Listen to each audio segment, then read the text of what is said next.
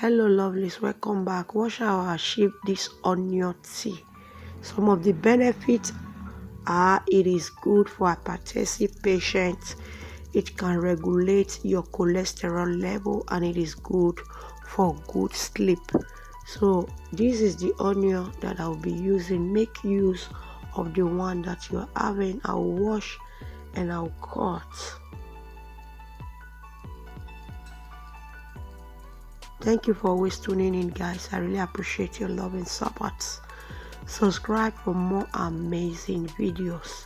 Turn on the post notification so that anytime we upload cooking, vlog, videos, each recipe, you will be notified.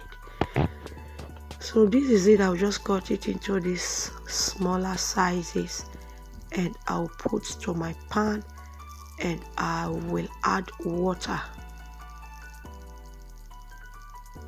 So I will add 2 glasses of water and I will take to my gas cooker and I will bring it to a boil. So here it is boiled. I will just turn off the heat, allow it to cool, and I serve.